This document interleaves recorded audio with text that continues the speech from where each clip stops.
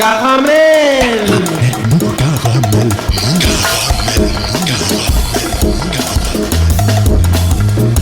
Caramel.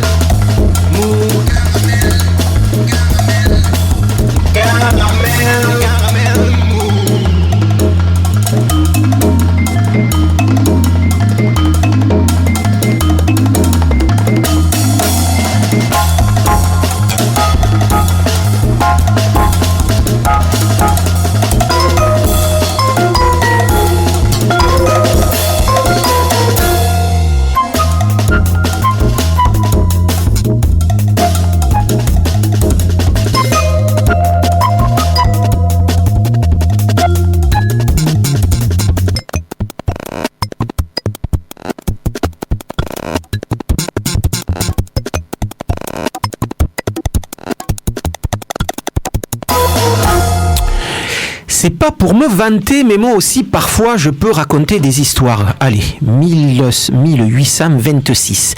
Les frères Sibiel, toulousains notoires et marchands de draps de leur état, décident d'ériger un bâtiment dédié à leur commerce. Enchâssé dans une cour silencieuse au 13 rue Sainte-Ursule, au cœur du vieux Toulouse, ce bâtiment est conçu avec les canons de l'architecture industrielle du moment. Briques, fer, verre. Un petit joyau qui connut au cours de son histoire plusieurs attributions. Il fut sans doute un relais de poste, une halle au grain, mais avant de retrouver sa vocation initiale en abritant vers 1920 la Tolosane, l'une des nombreuses manufactures de chemises du quartier de la Bourse. Au début des années 90, la manufacture ferme et cet édifice est laissé à l'abandon. En janvier 1997, Solange Oswald, cofondatrice avec le plasticien et scénographe John Fezel du groupe Merci, rachète en son nom propre le droit de bail afin d'y exercer une activité théâtrale. En novembre 1997, le bâtiment lui-même est acheté par la famille Aspar et Perrier. Le bâtiment devient un lieu de formation et d'expérimentation théâtrale, activité contestée par les propriétaires des murs au motif que non commercial et propriétaires qui demandent illico la résiliation du bail avant d'être déboutés par la justice en 2006. 2 ans plus tôt, la compagnie théâtrale Malines avait créé une SARL afin de gérer l'espace commercial du lieu et avait même racheté le droit au bail. L'activité théâtrale y est clairement mentionnée dans ce bail et même confirmée lorsque le ministère de la Culture délivre en juin 2008 une licence d'entrepreneur de spectacle. En janvier 2011, le bail arrivant à son terme, les propriétaires du pavillon Mazar, car c'est de lui que l'on parle, demandent au groupe Merci de quitter les lieux. Depuis, statu quo. La famille Asper-Perrier demande toujours le départ du groupe Merci, qui lui est toujours dans la place. Faut dire que depuis 2008, le pavillon s'est structuré. Travaux d'aménagement du lieu en salle de spectacle et mise aux normes de sécurité financées par la DRAC et la mairie de Toulouse. Celle de Cohen, faut quand même pas rigoler. Reconnaissance du lieu comme lieu de spectacle suite à un jugement du tribunal de grande instance de novembre 2013 et un arrêt de la cour d'appel de janvier 2015. Spécialisé dans la formation consacrée aux nouvelles écritures et esthétiques du spectacle vivant et du cinéma, les activités du pavillon Mazar sont connues et reconnues nationalement. Des pointures comme l'acteur Mathieu Amalric ou le metteur en scène allemand Matthias Langolf y ont même fait des interventions. C'est ce lieu qui est aujourd'hui menacé de fermeture. La procédure d'éviction rendue en 2016 arrivant à son terme. La SARL pavillon Mazar a fait appel. La décision sera rendue d'ici l'été. Une décision qui, dès qu'elle sera rendue, pourrait signifier le départ de tous les acteurs participant à ce projet. Le bâtiment, classé, lui, depuis 1993 aux monuments historiques, sera sans doute vendu. D'où un appel des animateurs du pavillon Mazar aux divers candidats de la future municipale et la mise en scène d'une performance artistique, l'ours caillassé, visible tous les jours, sauf le lundi, de 16h à 21h jusqu'au 26 janvier prochain. Tout ça afin d'informer la population de la situation. Un objectif que la nouvelle mairie, quelle qu'elle soit, se porte acquéreur des murs afin de pérenniser les activités du groupe Merci. On peut rêver parfois, non ? Salut les filles, c'est Joe Kangourou pour un nouvel épisode de Caramel Mou, saison 31, réalisé et mise en onde par Tulipe. Ce soir, on parle de jazz bizarre avec Jean-Pierre Lérac, la caution morale et artistique de cette émission, de cinéphilie décalée avec notre bon professeur Thibaut, et puis je recevrai Maël Côté-Ops et Seb, deux slameurs toulousains à l'occasion de l'organisation l'organisation du tournoi national de slam poésie à l'espace Job. Ça se passera le 8 février prochain. Mais on commence tout de suite par la nouveauté de la semaine. Issu de la scène londonienne et en activité depuis le début des années 2000, le saxophoniste et rappeur Soweto Kinch trace sa route en toute indépendance entre rap et jazz, usant de son art pour interroger la société anglaise à l'orée d'un Brexit dont il a dit et redit toute l'horreur que cela lui a inspiré. Et si ces compositions et ces disques interrogent régulièrement l'histoire, c'est pour mieux rebondir sur des problématiques actuelles. Par exemple, quel rapport aux minorités les gouvernements mettent-ils en place? Comment le capitalisme finance-t-il les guerres? Comment l'industrie du disque nivelle la production mondiale et brise des carrières? Une musique riche, foisonnante et intelligente, finalement pas si fréquent par les temps qui courent. Son dernier album, The Black Peril, ne fait pas exception. Accent son propos autour des 100 ans des grandes émeutes raciales qui embrasèrent les États-Unis en 1919, mais aussi quelques villes du Royaume-Uni. Soweto Kinch nous conte des histoires d'aujourd'hui où l'étranger demeure la cible toute désignée, empruntant à tous les styles du jazz, du ragtime au bop, en passant par le swing, le New Orleans, le gospel, les grands orchestres et introduisant même des échos des Caraïbes. Il nous raconte donc et il nous livre une vaste suite foisonnante, passionnante et magistrale entre les workshops de Mingus, les mises en place de Steve Coleman et le Brotherhood of Breath de Chris McGregor. Soweto Kinch, Unknown Destination, extrait de The Black Peril, son dernier album, c'est caramel mou et c'est tant mieux. Where's the destination? Where we headed to? Be the best, be exceptional, be legendary, memorable. Sign the pledge, the king depends on you. Lose your legs, you're expendable. Neck wounds, dead troops, next recruits. Shoestrings instead of leather shoes. Negritude never gets to level 2, never gets improved. You don't get to prove your usage, men who never get the Jews get arrested and the rest are residue. Fetch the broom. You're exempt, separate rules. No rooms for let, it's no empty rooms. 7 to a bed, on the ledge, on the steps, scratching scrape, better beg for food. Choose your weapons, mobs headed to you. Rocks, pebbles, or a pellet wound. Remember the dead removed, limbs shredded, strewn, stretched, fragments, severed heads protruding, dead bodies, 20 squaddies left to ruminate. Rules, what's left in ruins. No headstones, you don't get a tomb. Don't want your kind to enter in the room. No medics, you were meant to get refused. Blind mass confusion, who's let them loose? We did not approve, can't admit them brutes. Spun illusions where tensions never left or get diffused. Read the news, 27 wounded, cemeteries full. Sedentary, unsettled, set to work with no set of tools. Disrespect to tiny specks, fact the snooze. Who set to work, who sets the rules? Who says it's so? Set the roles, press the mold, sink you to the second row. Severed ropes, pressures, press and choke us. Pressures close the lead holes, is why I mess cement enclosures. I remember trenches, dense depression, smell the death approaching. I don't think the lens in focus, fled desperate, weather's frozen. Hope the exit opens, please let us home. See, trees don't grow here, your feet won't grip. These seeds don't hold here. This ain't your home, you receive no hope here. Told you don't leave your post, don't approach it, don't go near. We don't feed souls here. See holes in your socks and soles when the cold snow appears. See it seep, thrown overboard with no ropes here. It's only bread molds, no homecoming, no cheers, or redundancies, no crumbs to share. Why'd you come up here? Our cupboard's bare, just stay hungry, it's just hunger here. Smaller cut, ain't a plane of cups to spare. Right left, break strikes, no rights left, the right left, you unprepared. Nothing's fair, we up the fares, the hundreds wait for guns to flare. Cut you stairs, stuck in life under stairs. Under dungeons, undeclared, undocumented. All your sons and daughters are just slums to clear. Behold the neighbors, cast your eyes in their environment. Don't cross the line, just stay behind the fence. Mud huts and side tents, they don't eat with forks and knives, they survive on dregs. So would you want that life instead? This film's end titles meant cut slices of your entitlements. Allies turn to rivals while you fight for 5%. Divisive 5% blindly fight while we hike the rents. Time to spend the clutch for rifles and your life is spent. All appalled, more divided, strife is splendid. Knife from all to die abroad, we don't want the violence ended.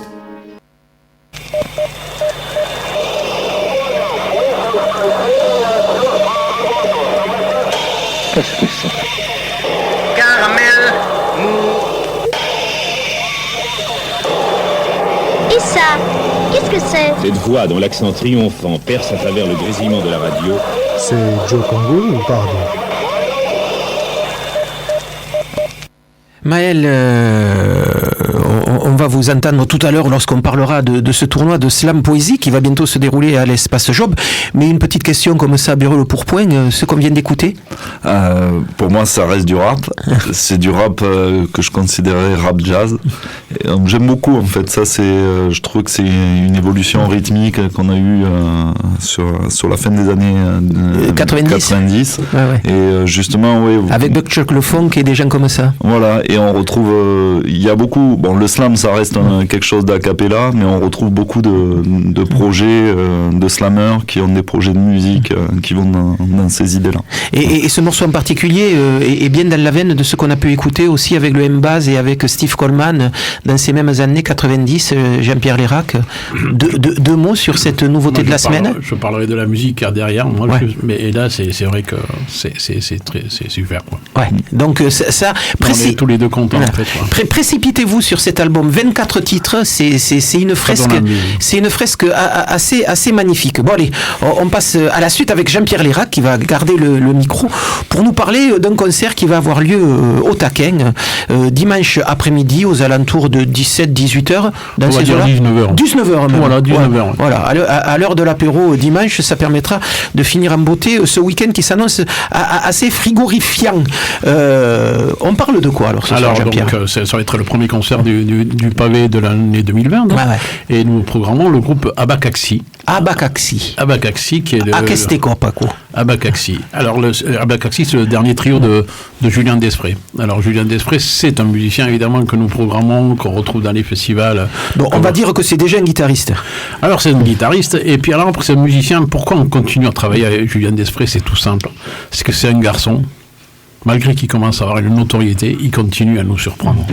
Et ça, c'est pas si rare. Enfin, c'est assez rare. C'est assez rare. Beaucoup de musiciens, finalement, ils arrivent à une notoriété, ils ont leur musique, ils sont bien identifiés. Et puis, qu'est-ce qu'ils font ? Ils continuent à faire la même musique. Et Julien Desprez, lui, il continue. Chaque fois qu'on va le voir, un nouveau projet, c'est une nouvelle aventure. Et donc, c'est pour ça que j'adore ce garçon. Donc, on ne se lassera jamais. On continuera à le programmer. Voilà. Tant qu'il ne nous décevra pas, et c'est vrai qu'il nous surprend toujours, tant mieux. Alors ça, c'est un trio, c'est son tout dernier trio, c'est avec deux musiciens qui sont moins connus dans ce monde-là du Coax, du collectif Coax. Oui, puisque quand même, Julien Desprez, c'est d'abord... c'est un peu voilà, c'est un des fondateurs du Coax, cette espèce de collectif parisien qui a un peu dynamité les règles du jazz contemporain il y a une dizaine d'années, une douzaine d'années à Paris. C'est le leader de ce Coax, de ce collectif, et puis c'est la figure de proue du Coax. Dans le Coax, on avait trouvé Rétroviseur, on avait trouvé des groupes comme ça.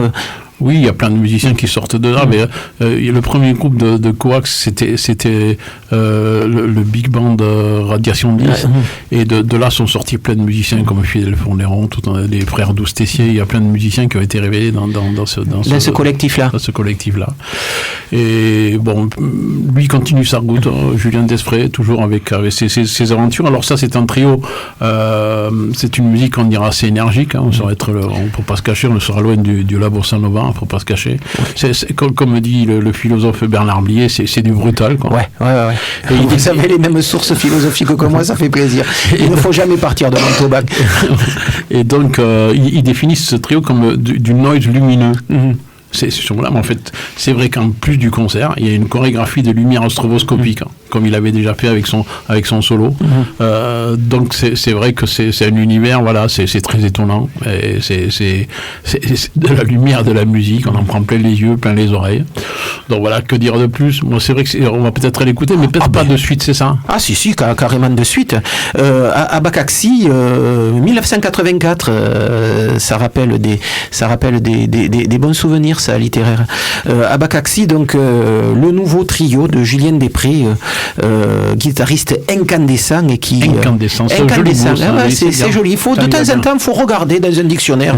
Il y a plein de mots, de vieux mots qu'on peut ressortir comme ça. J'aime bien celui-là. Ça permet de frimer lors des dîners en ville, tout ça. C'est pas mal. Et c'est joli, incandescent, et ça quand même le caractérise bien. Une guitare très très forte, vous allez écouter ça tout de suite. 1984, Abacaxi, donc dimanche à 19h au Taquin, dans le cadre des concerts du pavé dans le jazz.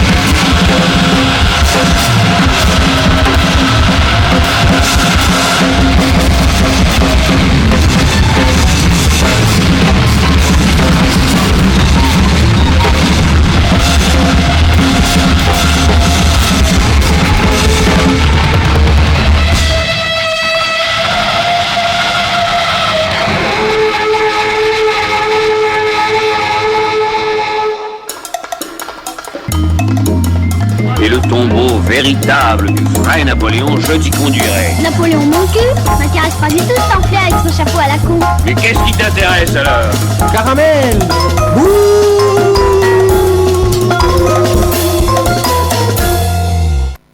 Voilà, c'est toujours Caramel Mou et on va parler maintenant d'un petit événement qui aura lieu le 8 février prochain sur la scène de l'espace Job au bout de la route de Blagnac, le tournoi national de slam poésie. Pour en parler ce soir avec nous, Seb et Maël Kétéops. Côté-Ops, on va le dire comme ça. Deux slameurs historiques, j'allais dire, de la scène slam toulousaine qui organisent régulièrement des tournois de slam. Hier, vous étiez sur les demi-finales d'un autre tournoi que vous organisez avec une association que vous avez montée, l'école du Magret d'Argent. L'école du Magret d'Argent, ce titre me fait toujours rêver. Faut dire que le slam, et vous allez peut-être nous le confirmer maintenant, c'est né de cette idée aussi de confronter lors de joutes verbales la façon que l'on avait d'écrire et de confronter les textes qu'on avait écrits dans les chambres respectives. Oui, Maël. Tout à fait. C'est né aux États-Unis. C'est Mark Smith qui a créé ce mouvement.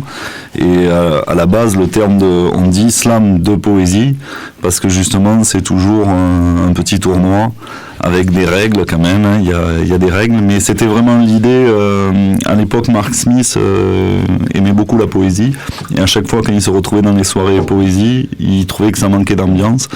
Et il travaillait sur les chantiers à l'époque et tous les jours, il rencontrait des gens qui étaient peut-être issus plus du rap, d'autres mouvements. Et il trouvait qu'ils avaient beaucoup de poésie dans leur écrit. Et il ne retrouvait pas ces ambiances-là dès qu'il allait dans les soirées poésie. Donc il a inventé une sorte de petit tournoi. Au départ, on faisait tourner un chapeau dans le public. Alors les gens donnaient une cigarette, ce qu'ils avaient en fait. Il n'y avait pas vraiment grand-chose à gagner en fait à la fin, vu que tout le monde donnait ce qu'il voulait. Et il a créé ce petit événement, ce petit challenge entre les différents poètes qui participaient. Et du coup, en fait, la soirée est devenue beaucoup plus attractive. Et c'est vrai que quand on arrive dans une scène de slam, quand c'est un tournoi, parce qu'il existe aussi le format scène ouverte, mais de suite, tout le public participe, les gens crient, il y a une ambiance qui se crée et c'est complètement différent. Et c'est vrai que quand les gens arrivent avec des idées préconçues sur ce que c'est que le slam, quand ils arrivent dans un tournoi, en général, ils ressortent enchantés parce qu'il y a eu beaucoup d'ambiance. Voilà. Seb, avant de parler de l'événement du 8 février, revenons un peu sur la demi-finale d'hier, donc qui était organisée à l'itinéraire bis. Ouais. Dans ces demi-finales pour l'école du Magret d'Argent, c'est quoi ce tournoi-là? Parce que c'est aussi un tournoi. Et quand on dit tournoi, ça veut dire qu'il y a aussi un jury. Oui, c'était une qualification en fait, même précisément hier soir pour l'équipe toulousaine qui ira représenter du coup Toulouse à Toulouse pour le tournoi de l'école du Magret d'Argent pour rencontrer les équipes de Poitiers, Bordeaux, Marseille, Rennes et Nantes. Voilà. Ça, Et donc hier c'était la qualification pour l'équipe toulousaine en fait, donc les Toulousains, les Toulousaines sont venus se frotter leurs textes aux oreilles des jurés effectivement pour être notés. Alors c'est quand même dans une ambiance bon enfant, hein. On n'est pas l'école des fans, voilà, qui pouvait être aussi bon enfant au demeurant. Absolument. C'était peut-être pas le bon exemple, mais en tout cas c'est lui. Jacques Martin, si tu nous entends. Nous on a beaucoup de petits rituels sur scène. On dit par exemple les meilleurs poètes ne gagnent jamais, et on fait crier jamais à tout le public. Oui, c'est pour rappeler que noter la poésie n'a pas un sens. Voilà, c'est selon la sensibilité de chacun. Et puis il y a 3 jurés effectivement qui sont sélectionnés au hasard dans le public. A priori, on choisit des gens qui plutôt ne connaissent pas le slam et surtout ne connaissent pas les slameurs qui sont en compétition. C'est quand même il y a un peu de fair play dans ce jeu de société. Et puis à l'issue, on a 3 slameurs qui se qualifient. Voilà. Avec une nouveauté hier, il y avait des filles.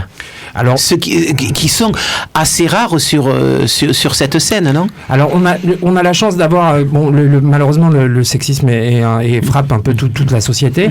Le slam, c'est une scène ouverte, donc c'est quand même pas forcément l'endroit où le sexisme est le plus frappant en fait. On s'était posé la question d'ailleurs il y a quelques années à Toulouse et on a motivé des copines aussi pour se mettre à animer les scènes slam et du coup ça permet aussi que certaines slameuses puissent plus facilement s'identifier, avoir envie de monter sur scène. Donc on a maintenant un public, un chouette public féminin et puis l'itinéraire bis c'est un lieu de militantisme antisexiste aussi au possible et donc c'est un lieu aussi qui se prête à ça. Et quand j'ai dit qu'il y avait des filles, pas forcément dans la salle pour écouter, aussi sur scène. Absolument. Et c'est effectivement des filles qui se sont qualifiées hier. On a Louve, Élise, et puis il y a aussi un slammer qui nous est venu d'Avignon, là, qui est venu nous faire un petit coucou, qui s'appelle Loïc l'Albatros et qui s'est qualifié. C'est le 3e de l'équipe toulousaine. Voilà, donc l'équipe toulousaine sera représentée par 2 filles et un garçon. Et donc il y a ce tournoi national de slam poésie, donc qui aura lieu le 8 février à l'espace Job. Autre tournoi, il se situe comment ce tournoi? Dans l'histoire du slam hexagonal, c'était la marque des Toulousains, ce tournoi national? Non, pas forcément. Il y a plusieurs tournois nationaux qui existent en France. Bon, après, il y a un tournoi à Paris, il y a un tournoi qui se fait à Tours, il y en a d'autres qui se font à Poitiers. Et c'est devenu un peu une tradition au niveau du slam national. En fait, il y a plusieurs villes qui organisent des événements et à ces occasions, en fait, on invite des copains de d'autres villes. Chaque ville fait un tournoi de qualification comme celui qu'on a eu hier à Toulouse. Et du coup, ils ont sélectionné une équipe qui va venir affronter l'équipe toulousaine. Il y a vraiment une idée, dans le slam, il y a une idée, c'est entrée libre pour le 8 février, mais nous, on est très, très attachés à ça. Ça doit rester une scène qui est entièrement gratuite pour tout le monde, pour que le spectacle puisse venir.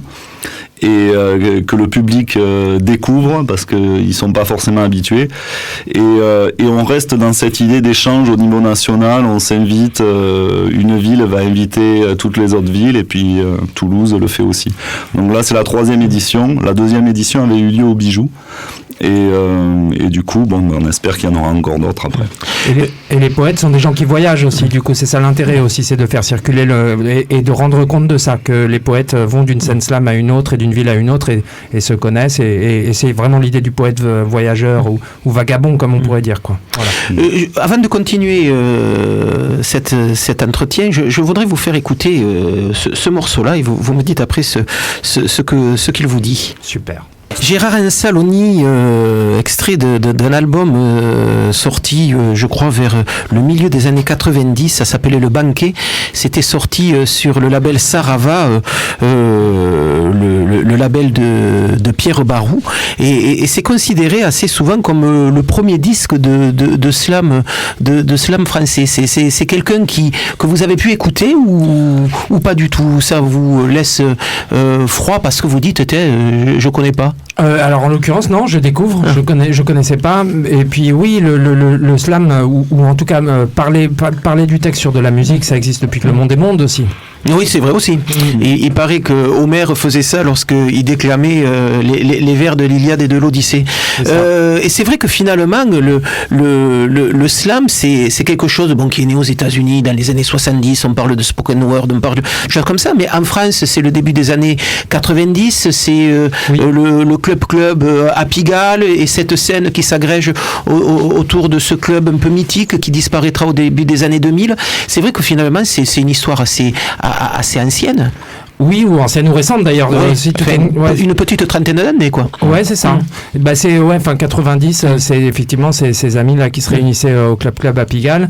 Et puis ensuite, c'est tombé. Le mot slam, en fait, est arrivé en France un peu sur le tard avec le film, en fait, avec le film de Saul Williams, dans lequel Saul Williams joue, quasiment son propre rôle d'ailleurs.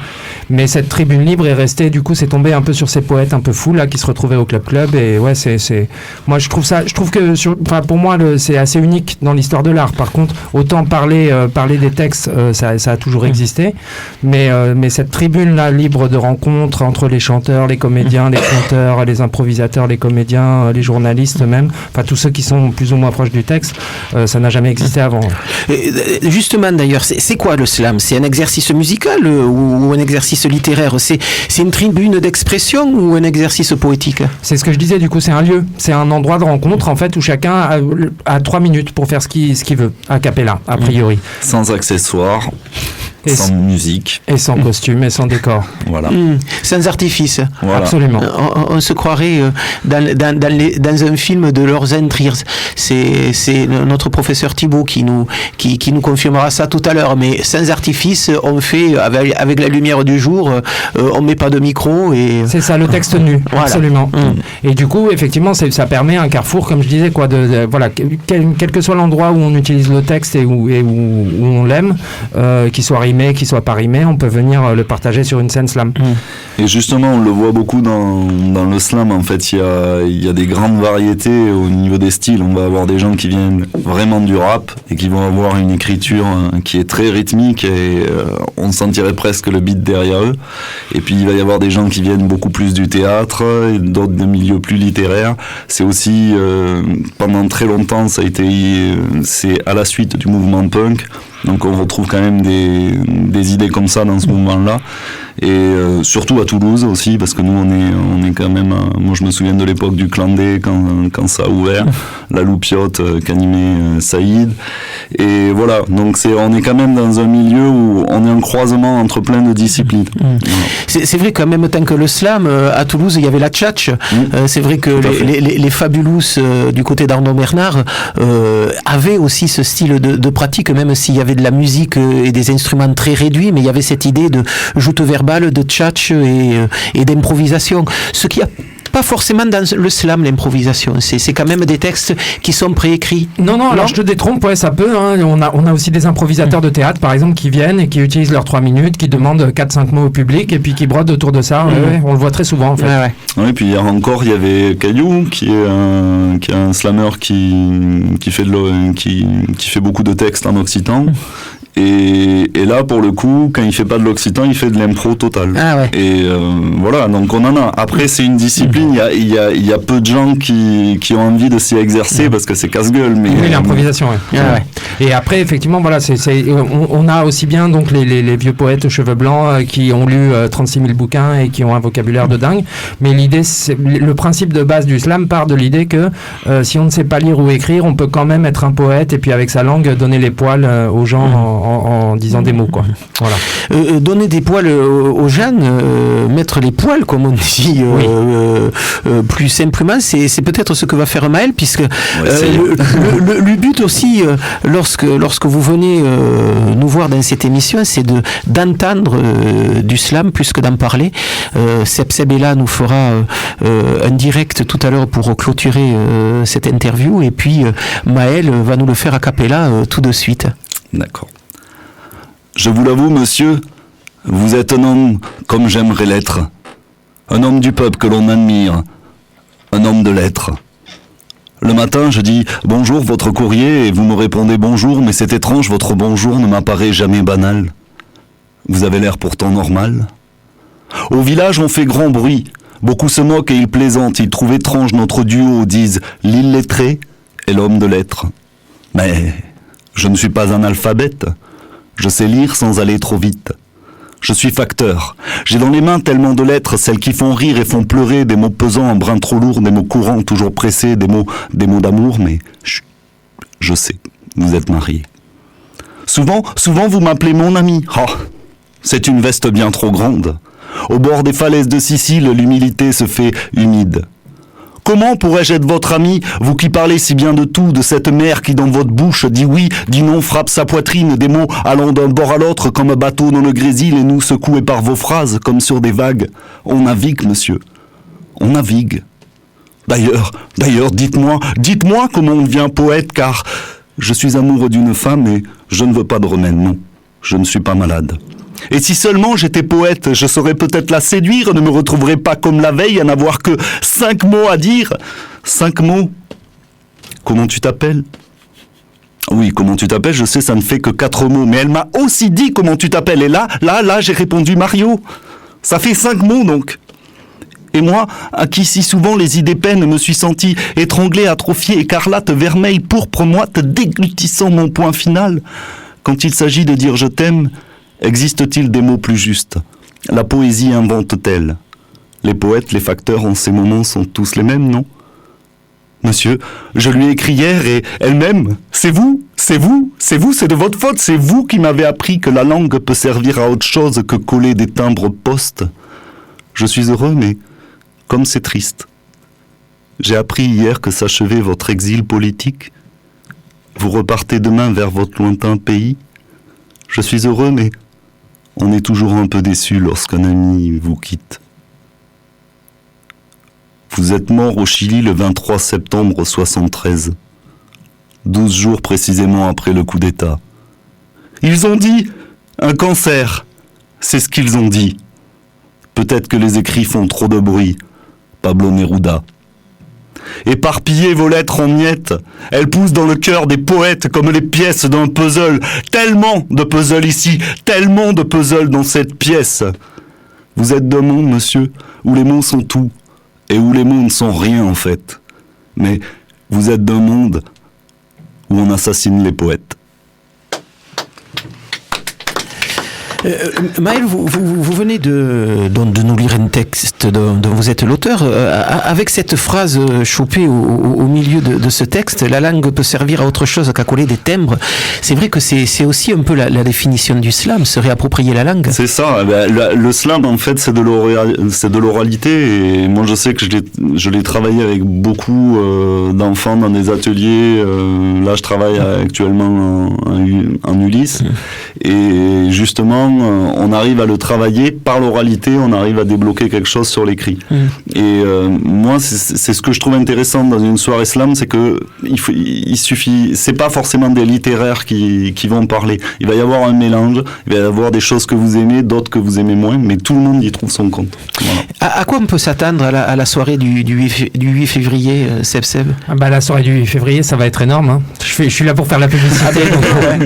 Mais c'est vrai, je pense que, enfin voilà, sans jeter des fleurs aux slameuses et aux slameurs toulousains qui vont jouer parce qu'ils sont très bons, les copains et les copines là qui vont venir d'un peu partout en France, là ça vaut le détour en fait. Comment on s'y inscrit à ce tournoi? Les inscriptions sont déjà faites, les sélections sont déjà faites, il n'y a pas moyen de s'inscrire deux jours avant. Non. Ça y est, le programme est fait. On préfère éviter les frustrations justement et qu'il n'y ait pas de gens qui viennent en pensant qu'ils pourront prendre la parole et qu'ils pourront pas la prendre. Non, l'équipe toulousaine est sélectionnée, elle était sélectionnée donc hier à l'Itinéraire Bis. Et après dans les autres villes, et je crois qu'ils ont terminé, là, il y a des scènes de sélection qui ont eu lieu un peu partout. Je crois qu'il manque Marseille justement. C'est ça, peut-être qu'à Marseille. D'habitude, c'est toujours les derniers. Non mais vraiment, c'est pas une légende. Alors du coup, il faut vérifier dans l'agenda des scènes slam marseillaises. Si un Toulousain veut aller se qualifier là-bas, pourquoi pas. Il peut encore tenter sa chance. Il y aura une petite scène ouverte, mais en début d'après-midi à 15h. Et on n'a vraiment pas... Voilà, ce sera des places limitées. On n'a pas envie que les gens viennent et se cassent le nez. Par contre, ça vaut le coup de venir avec ses oreilles, en tout cas. Voilà, donc ça se passe le 8 février à l'espace Job. Vous l'avez compris, ouverture des portes aux alentours de 15h. Et puis, il va y avoir des animations jusqu'au grand spectacle du soir qui, lui, commencera aux alentours de 20h. Absolument, la finale. La grande finale donc, du tournoi national de slam poésie. Et puis, pour finir cette interview, on va laisser la parole à Seb, qui lui a amené un peu de bruit, un peu de son, un peu de musique, et qui va aussi slammer en direct dans Caramel Mou. Et merci à lui aussi de s'être prêté au jeu. Et merci à toi pour l'invitation. Merci beaucoup. Merci à toute l'équipe. Effectivement. Je suis un peu préoccupé en ce moment par ce gouvernement d'extrême droite que nous avons. 1000 personnes enfermées pour leurs idées, ça fait quand même beaucoup. Maintenant, la police peut assassiner des gens devant tout le monde. Remets-la au début, s'il te plaît, Tulipe. Et tu peux pousser le son un peu de l'instru.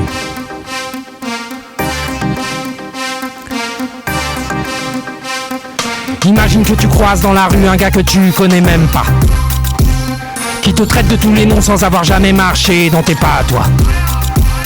Puis te prend 5 € prétendant que t'as dit que c'est ton roi. Qu'est-ce que tu ferais dans un cas comme ça?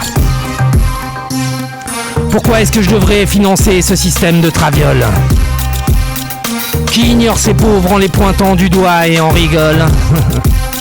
Si c'est pour le bien commun, pas de raison d'avoir peur de ces guignols. La fraternité est bien plus forte qu'un simple symbole. Ils auront l'air fins si on les non-violente au nom de la communauté. Ils nous ont oubliés, tes enfants aussi, ils ont bien mérité qu'on vide les supermarchés. Coupe les centrales électriques et les communications, et puis les autoroutes, des barrages dans la rue, qu'ils tournent un peu en rond, ouais. Bloquez tout. Article 35. Bloquez tout. Article 35. Bloquez tout. Article 35. Bloquez tout. Tout.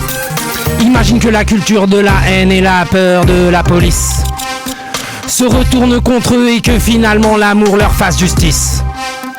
Désobéissance face aux fusils qui menacent nos filles et nos fils. Qu'ils envoient les chars, on restera tranquille et on restera pisse. Pourquoi est-ce que je devrais supporter ce système de travers et de peur? Tant que perdure la philosophie qui dit que certains seraient supérieurs et considèrent d'autres êtres humains comme inférieurs à leur. Tant que l'idée qui dit que l'homme est un loup pour l'homme enculé, enculeur. Tant que cette idée sera pas complètement discréditée, c'est clair.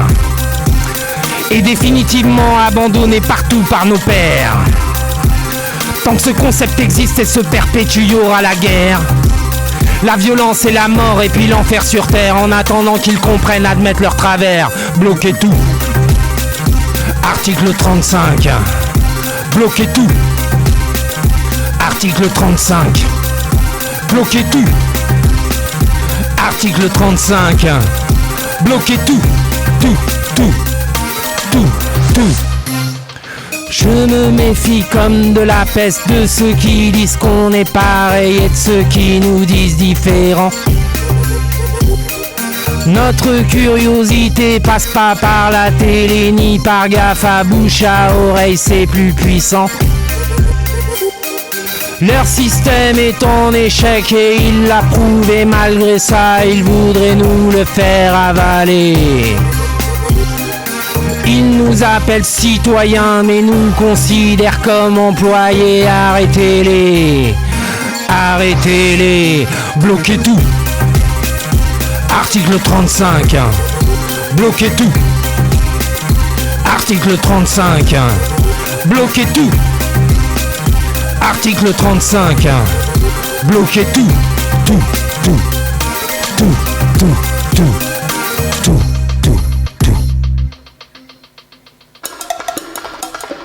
Vous croyez qu'en radio ça va marcher, ça? Je crois à ce qui est dans le vent.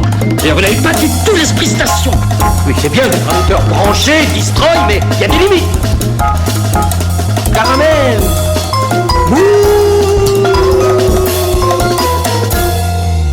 Seb en direct dans Caramel Mou avec ce slam en direct sur bande de son, une espèce de générique avant la manifestation des Gilets jaunes de demain. Oui, absolument. De toute façon, c'est un morceau que j'avais fait en fait bizarrement en août 2018, figure-toi. Et je pensais pas du tout à l'époque qu'il pouvait y avoir une idée que les gens se mettent à tout bloquer. Mais finalement, quelques mois après, ça a eu lieu. Ouais. Ah ouais. Bloquer tout. On continuera à faire ça demain après-midi dans les rues toulousaines. Fred Thibault, bonsoir. Bonsoir. Bonne année aussi. Oui, bonne année, très bonne année à vous. Ben ouais. Ça va? Qu'est-ce que vous avez eu à Noël? Plein de choses, mais pas les films dont vous nous aviez parlé juste avant les vacances. Ça c'est dommage. Moi j'ai une angine. Ah, c'est un cadeau aussi particulier. C'était sympa. Ouais. Vous avez bien joué avec? Oui. C'était bien. J'ai dégluti. Voilà. Passionnément. On peut le dire. Joué cassé depuis. Oui. Bon. Bien sûr. Donc, vous êtes ici pour plein de choses. Oui. Je veux simplement rappeler que bientôt, il y a un festival qui vous est cher, qui va bientôt commencer à la Séménate. Et c'est de ça dont vous avez parlé. Oui, parce que j'aime bien faire mon autopromo. Ouais. J'avais pensé à vous demander à m'inviter, mais je trouvais un peu bizarre que vous invitiez un de vos chroniqueurs pour parler de quelque chose. Alors que déjà, avec Jean-Pierre Lérac, depuis 20 ans qu'il est là, je ne le fais jamais et il continue à faire de l'autopromo chaque fois qu'il vient ici. Oui, mais je ne surpasserai jamais le grand Jean-Pierre Lérac. Vous comprenez ce que je veux dire? Je comprends tout à fait. Donc, voilà. Extrême Cinéma. On va parler d'Extrême Cinéma. Voilà. 21e édition. Ah ouais. Ça rajeunit pas, hein. Je commence à être trop vieux pour ce genre de conneries.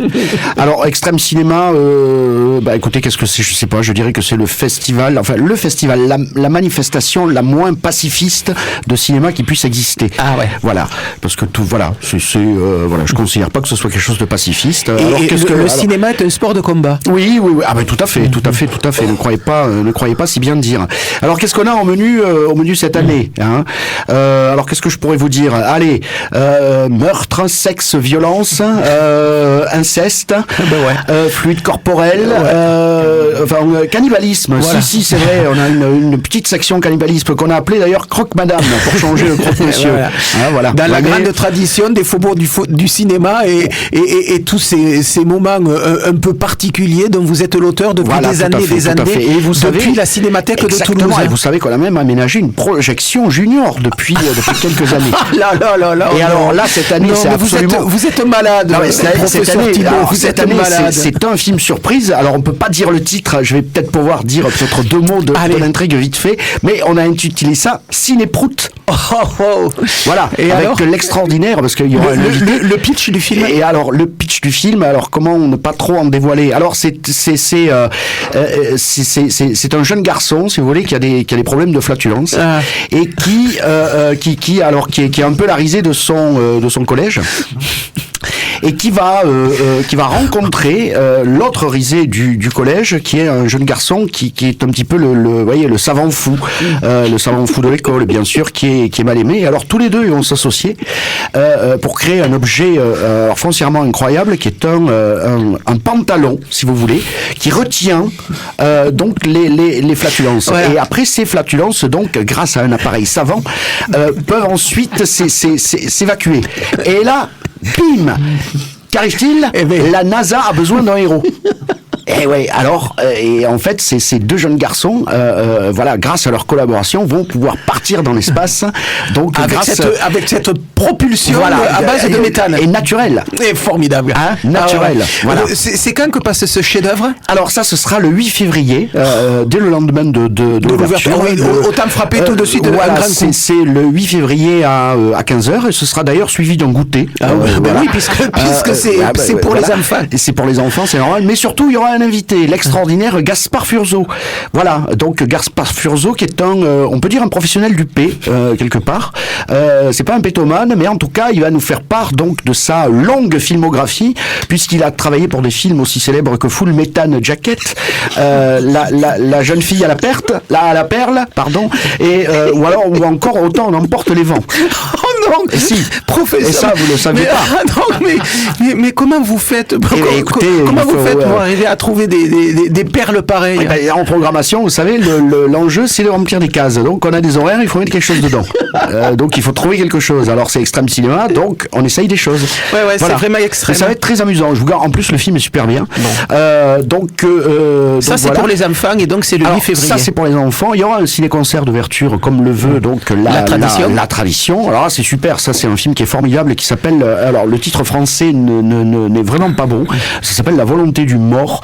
Et en fait, c'est Le chat et le canari, The Cat and the Canary, donc qui est une pièce à mystère américaine. Et en fait, ça, c'est un film de 1927 de Paul Leni, qui était un cinéaste allemand. Vous savez qu'à l'époque, Hollywood allait chercher beaucoup d'Allemands, même de Français d'ailleurs, pour les ramener dans les studios comme ça. Fritz Lang fut un de ces transfuges. Tout à fait. Donc Paul Leni est arrivé aux États-Unis.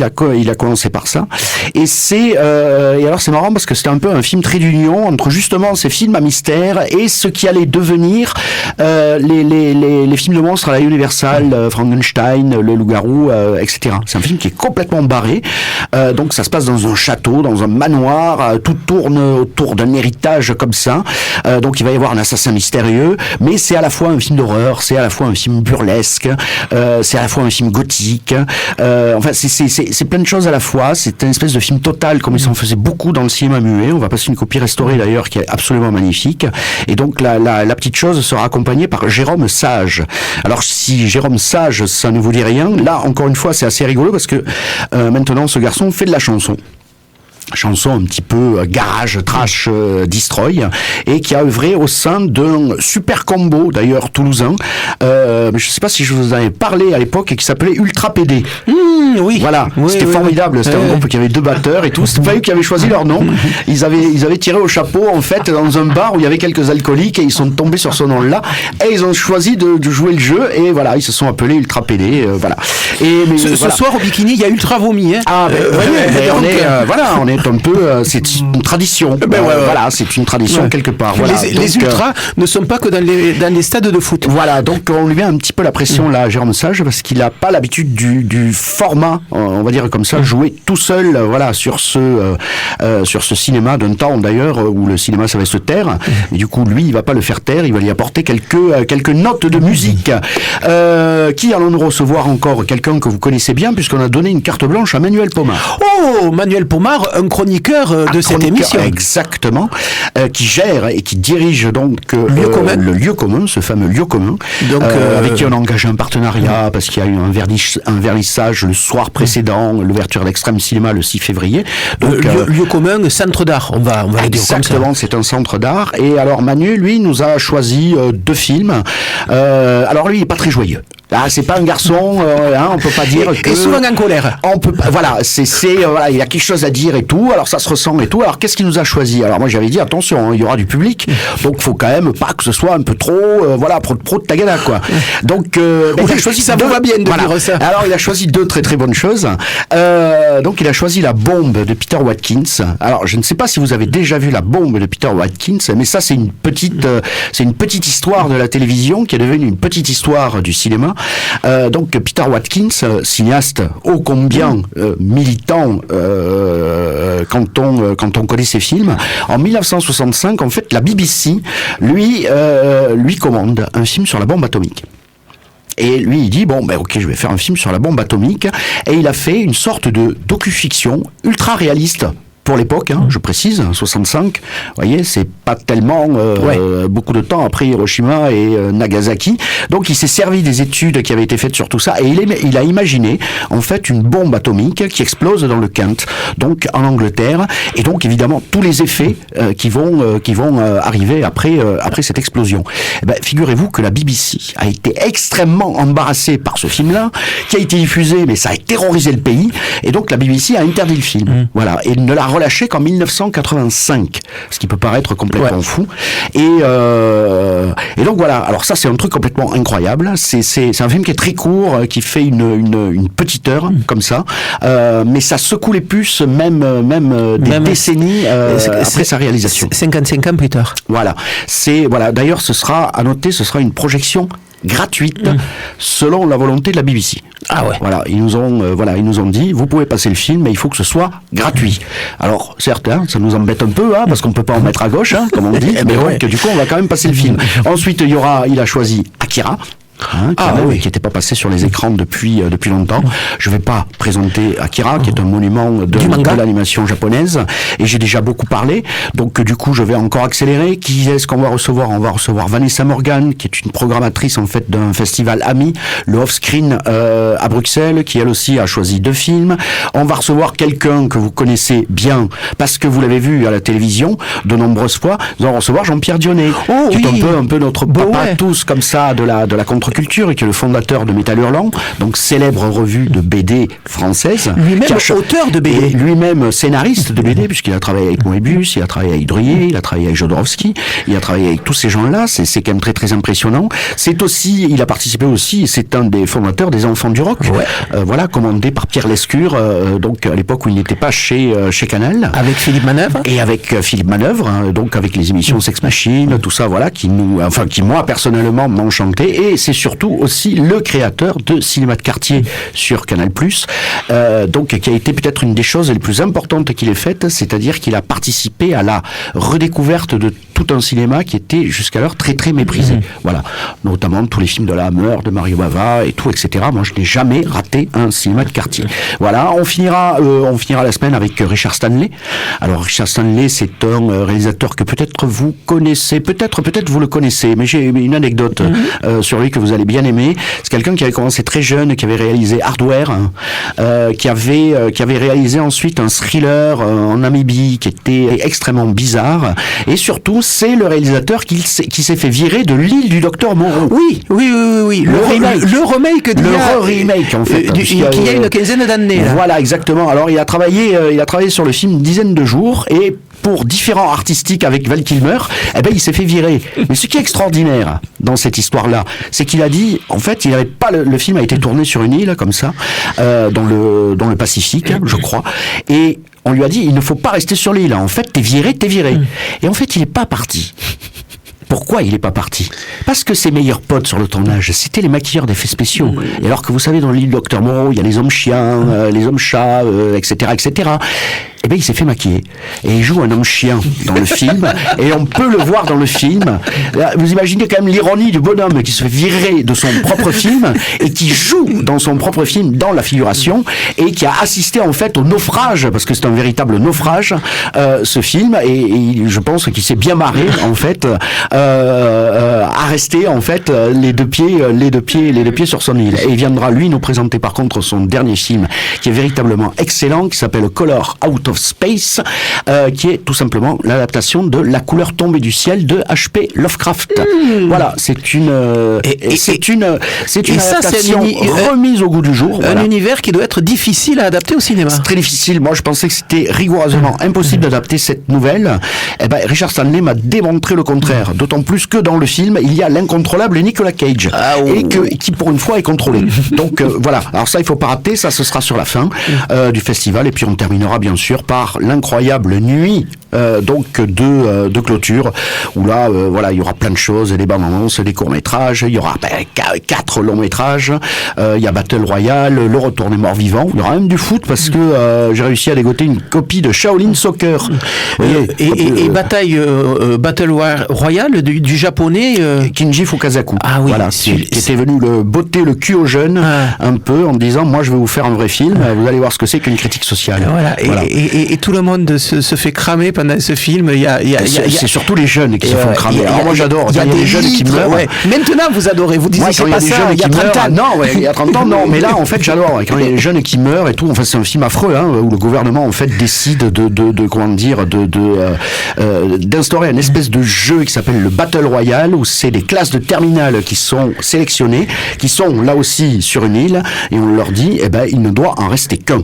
Et donc voilà. Et c'est aussi un très très beau film sur l'adolescence, surtout les petits travers de l'adolescence. Voilà, donc ça c'est Extrême Cinéma. Voilà, ça c'est Extrême Cinéma du 7 au 15 février. J'ai dit un dixième du programme. Il faut aller sur le site de la Cinémathèque de Toulouse. C'est un peu compliqué à trouver. Il faut trouver l'onglet festival et tout, mais on peut avoir le programme. Voilà, de toute façon, moi je vous ai amené le PDF. Voilà, parce que je sais que vous aimez bien lire.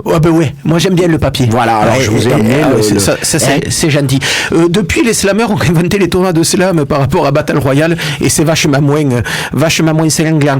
Allez, c'est presque la fin de Caramel Mou. On va en arriver à la rubrique des concerts du soir. Donc par exemple, ce soir il y a une soirée sur le fil à Archipel, place Arnaud Bernard, à partir de 19h30. L'Archipel, c'est un lieu qui est dédié à l'improvisation sur toutes ses formes. Le concert est organisé par Laurent Avizou, et ce soir on retrouvera Vincent Fabre au violon et aux percussions, Mathius Shadowsky à la guitare électrique et Nathalie Nato, une plasticienne. Il y aura également des danseurs qui seront ce soir sur la scène de Archipel. Donc pour cette soirée performance, ce soir il y a du rock au Ravelin, sans doute mon bar préféré rock à Toulouse, du rock au Ravelin à partir partir de 20h avec Bad Mojo et Novo Skater. Du rock encore à partir de 20h30 à la Cava Rock avec The Coppers, Paranova et Padam. Il y a une soirée, le Cercle des artistes au Métronome à partir de 20h. C'est à l'initiative d'une association DSH. Un plateau d'artistes locaux vont se succéder en petit format et cela après une semaine de résidence, concert gratuit. Ça permettra de voir aussi quelques groupes et quelques artistes émergents de la scène toulousaine. Ce soir donc au Métronome, le Cercle des artistes. Soirée métal à l'usine à musique avec à partir de 20h30 Voice or Ruin, Sphère, Stormhaven et Prey Manticone. Soirée goguette à itinéraire bis à 20h30. Les goguettes, c'est une façon de revisiter des morceaux hyper connus. On garde la musique, on change les paroles et le résultat est souvent hilarant. Joulik, c'est de la musique du monde à l'espace Saint-Cyprien à 21h. Les Bertitas, c'est du chant polyphonique là aussi, chant polyphonique du monde mais aussi d'ailleurs au Bijou à 21h30.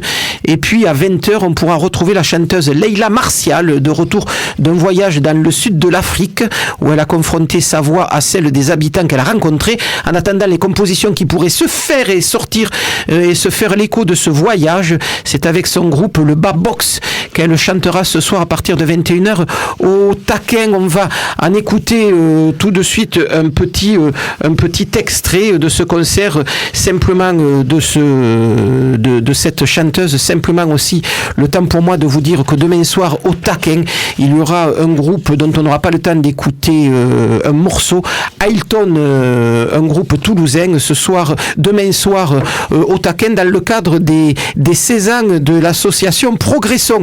Allez, on se quitte avec Leila Martial et juste après c'est Jean Little avec son programme Little by Little. Salut les filles, à la semaine prochaine.